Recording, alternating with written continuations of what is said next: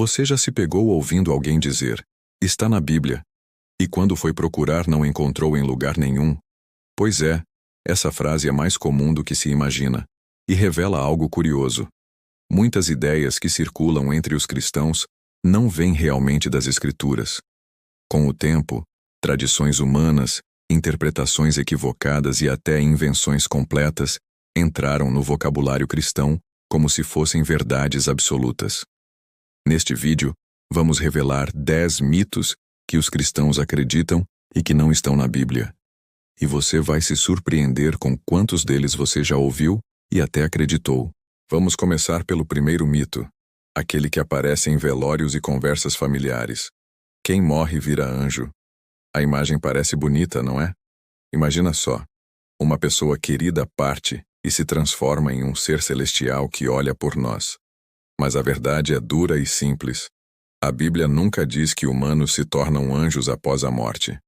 Os anjos são uma categoria totalmente diferente de seres criados por Deus. Eles não foram humanos e não se transformam em humanos. Eles existem como espíritos ministradores, enviados para servir aqueles que herdarão a salvação. Agora você pode se perguntar, mas em Mateus 22:30, onde Jesus fala que na ressurreição seremos como os anjos? É exatamente aí que a confusão começa. Jesus não disse que nos tornaremos anjos. Ele falou que seremos como os anjos em um aspecto específico. Eles não se casam, nem se dão em casamento. Ou seja, ele estava mostrando que o relacionamento humano mudará após a ressurreição. Mas isso não transforma a essência humana em angelical. Na realidade, o plano de Deus para nós é muito maior que o dos anjos. Paulo, em 1 Coríntios 6:3, afirma que nós julgaremos os anjos. Então, virar anjo seria um rebaixamento em vez de uma promoção. Deus preparou para a humanidade algo glorioso, um corpo ressuscitado, incorruptível, e uma posição elevada ao lado de Cristo. Passando para o segundo mito, que aparece em livros infantis e ilustrações. Noé levou apenas um par de cada animal para a arca. Você já viu essas imagens? O barquinho, a girafa de um lado, o elefante do outro, o casalzinho fofo de cada espécie observando o pôr do sol. Parece adorável, mas não é completamente verdadeiro. O que Gênesis realmente diz é que Noé levou 2 de cada animal impuro, mais 7 pares dos animais puros. Essa diferença existe por um motivo. Os animais puros seriam usados em sacrifícios e provavelmente como alimento. O erro comum vem de se lembrar apenas de Gênesis 6:19, que apresenta a instrução geral de levar 2 de cada espécie, mas o capítulo seguinte detalha a quantidade diferente para animais puros, e é aí que muitos se confundem. Agora que você já começou a questionar esses mitos clássicos, imagine quantos outros conceitos que você sempre ouviu podem estar equivocados. E não estamos falando apenas de detalhes pequenos. Alguns deles moldam crenças, emoções e até comportamentos espirituais. Neste vídeo, vamos mergulhar fundo em cada mito, explicando sua origem, o que a Bíblia realmente diz e como isso muda a nossa compreensão da fé. O terceiro mito é um dos mais persistentes. Maria Madalena era prostituta. Esse equívoco enganou gerações de cristãos, mas se você procurar na Bíblia, não encontrará nenhum versículo que diga isso. Maria Madalena nunca foi chamada de prostituta nas Escrituras. O que a Bíblia nos mostra é que Jesus expulsou 7 demônios dela, revelando um passado conturbado, mas sem qualquer relação direta com prostituição. A origem dessa ideia é cultural e histórica, propagada principalmente por líderes da Igreja Católica, como o Papa Gregório I, no século VI, e reforçada pela tradição popular ao longo dos séculos. A verdade, segundo a Bíblia, é que Maria Madalena foi uma das seguidoras mais fiéis de Jesus.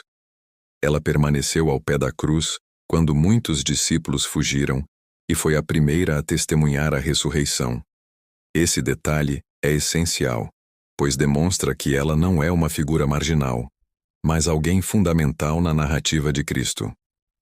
Honrar a Bíblia significa respeitar a identidade que Deus deu às pessoas, sem adicionar rótulos que ele nunca colocou. Esse mito, além de distorcer a história, também influencia a forma como muitos veem a fé e os seguidores de Jesus, criando preconceitos e ideias equivocadas que persistem até hoje. O quarto mito é bem popular. Dinheiro é a raiz de todos os males. Muitas pessoas recitam essa frase com certeza absoluta, mas a Bíblia nunca disse isso. O que ela realmente afirma, em 1 Timóteo 6,10, é que o amor ao dinheiro é a raiz de todo mal. Esse detalhe muda completamente o sentido da frase. O problema não é o dinheiro em si, mas o apego descontrolado, a ganância e a idolatria que ele pode gerar. Dinheiro é uma ferramenta. Pode ser usado para abençoar vidas ou para causar destruição, dependendo do coração de quem o possui. Paulo deixa claro: alguns, por desejarem fortemente riqueza, se desviaram da fé e sofreram grandes consequências. Portanto, não é o objeto material que é condenado, mas o amor desordenado por ele. A lição é profunda. Deus não se opõe à prosperidade, mas sim ao vazio espiritual que a busca pelo dinheiro pode gerar. É o coração que importa, e não a carteira. Compreender isso muda totalmente a forma como lidamos com nossos recursos e como entendemos nosso propósito na fé. O quinto mito é aquele que aparece como uma frase de consolo, mas carrega um equívoco profundo. Se algo ruim acontece, é porque faltou oração. Essa ideia transforma Deus em uma espécie de gerente de um serviço de atendimento espiritual. Você ora, ele resolve. Você não ora, o problema vem. Mas a Bíblia mostra outra realidade. Jesus orava constantemente e mesmo assim foi traído, preso, espancado e crucificado. Paulo enfrentou perseguições, prisões e fome. Estevão orou e morreu apedrejado. O que isso nos ensina? O sofrimento não é necessariamente consequência da falta de oração. O mundo é caído, e tragédias acontecem mesmo aos que oram fielmente. A oração não é um escudo que protege contra todos os problemas. É uma conexão com Deus que nos sustenta apesar do sofrimento. Jesus nos avisou: no mundo tereis aflições, mas também disse: tende bom ânimo, eu venci o mundo. O mito da oração como garantia absoluta de proteção espiritual cria culpa desnecessária em pessoas que já enfrentam perdas, dores e dificuldades, e é hora de enxergar a verdade. Deus não promete uma vida sem problemas, mas promete estar conosco em meio a eles. Esses mitos já mostram como ideias equivocadas podem se infiltrar na fé e moldar a forma como pensamos sobre espiritualidade, pessoas e até sobre Deus. Muitos vivem crendo em tradições humanas, sem nunca questionar se estão alinhadas com a palavra de Deus. Mas entender a Bíblia corretamente nos permite caminhar com mais liberdade, sabedoria e fé genuína, sem os rótulos e distorções que a cultura acrescentou ao longo dos séculos. O sexto mito é muito popular nas redes sociais. Jesus nunca julgou ninguém. Muitos cristãos repetem isso como se fosse a essência da mensagem de Cristo, acreditando que ele era apenas amor, perdão e boas palavras. Mas ao olhar para os evangelhos, percebemos que Jesus julgou sim, e fez isso de maneira clara e contundente. Lembra dos fariseus? Jesus os chamou de hipócritas, sepulcros caiados, filhos do inferno, raça de víboras. Cada palavra carregava julgamento direto sobre atitudes, sobre falsidade espiritual e sobre pecado. E quando encontramos a história da mulher adúltera em João 8, vemos que Jesus perdoou, mas também disse: vai e não peques mais. Ele não minimizou o pecado. Ofereceu graça e verdade simultaneamente. Além disso, em João 5:22, lemos que o Pai confiou todo o julgamento ao Filho. Ou seja, Jesus é o juiz. O problema não é o julgamento de Jesus, mas sim o julgamento humano, muitas vezes hipócrita e sem amor, que tenta substituir Deus. Portanto, o mito de que Jesus nunca julgou é uma simplificação perigosa. Ele perdoava, acolhia e amava, mas também confrontava, corrigia e ensinava a verdade. Jesus não é um hippie cósmico ou uma versão de coach espiritual que ignora o pecado. Ele é o rei, o cordeiro e o juiz. Entender isso muda completamente nossa visão sobre disciplina, perdão e responsabilidade espiritual. O sétimo mito é igualmente enganador. Deus não dá um fardo maior do que você pode suportar.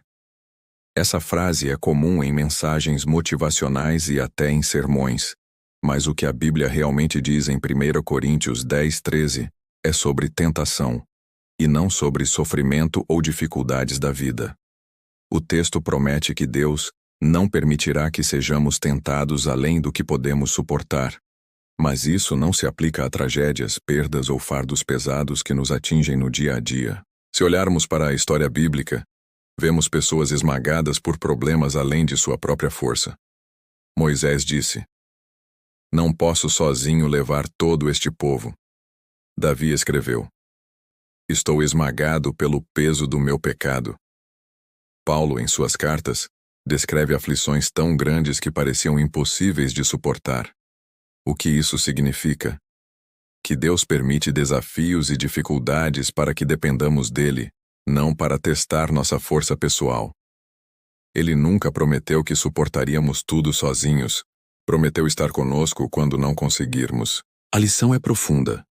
A verdadeira força surge quando reconhecemos nossa fraqueza e corremos para Deus, permitindo que seu poder se aperfeiçoe em nós. O oitavo mito é famoso em cultos e reuniões menores. Onde 2 ou 3 estiverem reunidos, Deus está ali. Essa frase é repetida como se bastasse uma reunião pequena para garantir a presença divina. Mas no contexto bíblico, Jesus estava ensinando sobre disciplina e correção na igreja, não sobre a quantidade de pessoas em oração ou culto. Ele orientava que quando alguém pecasse e se recusasse a mudar, a correção deveria começar de forma individual, depois com testemunhas, e só então com 2 ou 3 reunidos. A frase, onde 2 ou 3 estiverem reunidos em meu nome, refere-se à justiça e humildade no tratamento do pecado, com Jesus no centro do processo. Deus não aparece apenas em pequenos grupos. Ele está presente sempre, sozinho ou em multidão. Mas o contexto de Mateus 18:20 não é celebração ou oração coletiva, é correção e disciplina. Esses mitos mostram como interpretações superficiais podem distorcer conceitos importantes da fé. Eles não apenas confundem a visão sobre Jesus e Deus, mas também moldam comportamentos, expectativas e até sentimentos de culpa ou inadequação. Compreender o contexto real da Bíblia nos ajuda a seguir uma fé mais sólida, baseada na verdade e não em tradições humanas ou ideias populares. O nono mito é uma das imagens mais clássicas que vemos em filmes, HQs e pregações emocionais. Satanás mora no inferno e reina lá. Quem nunca imaginou o diabo sentado em um trono de fogo, rindo maliciosamente enquanto comanda as chamas do inferno? A verdade é que isso não é bíblico. O inferno não é o QG de Satanás. Ele é o destino final dele, preparado para a punição, não para governar. Jesus deixa isso claro em Mateus 25:41.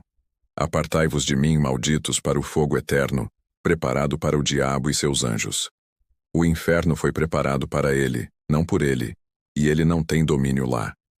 Atualmente o diabo está na terra, agindo como leão que ruge, procurando quem possa devorar. Ele influencia pessoas, sistemas e culturas, e é chamado de Deus deste século e príncipe da potestade do ar nas Escrituras. Mas a cruz já garantiu a sentença final.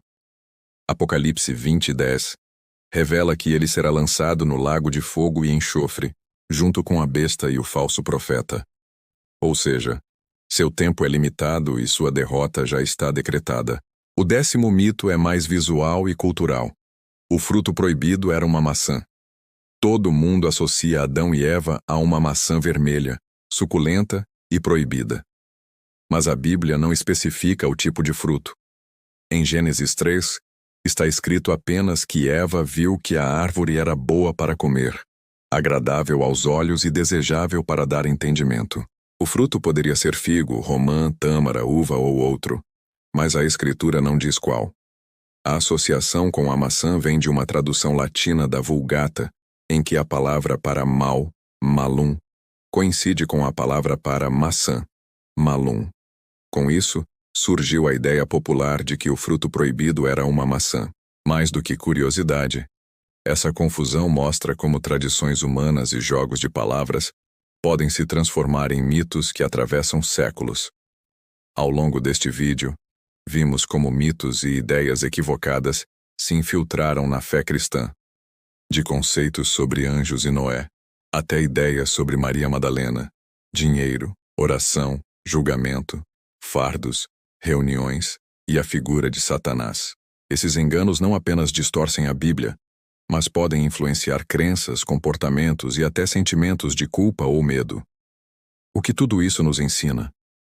A fé verdadeira exige investigação, discernimento e conhecimento profundo das Escrituras. Não basta repetir frases bonitas ou tradições populares. É preciso mergulhar no contexto, estudar, refletir e aplicar a palavra de Deus com sabedoria. Ao compreender o que a Bíblia realmente diz, podemos caminhar com mais segurança, fé genuína e liberdade espiritual, sem medo de acreditar em ideias falsas ou distorcidas. E a moral dessa história é simples, mas poderosa. Nem tudo que ouvimos é a verdade bíblica. Questionar, estudar e buscar compreensão é um ato de coragem e devoção. Ao fazer isso, você se aproxima de Deus com autenticidade e fortalece sua fé, aprendendo a discernir entre tradição humana e palavra divina. Agora que você conhece a verdade por trás desses mitos, pergunte a si mesmo: quantos outros conceitos que você aceita como verdade poderiam estar distorcidos? A curiosidade é o primeiro passo para uma fé mais sólida. E se você quer continuar aprendendo e aprofundando seu conhecimento, este é apenas o começo da jornada.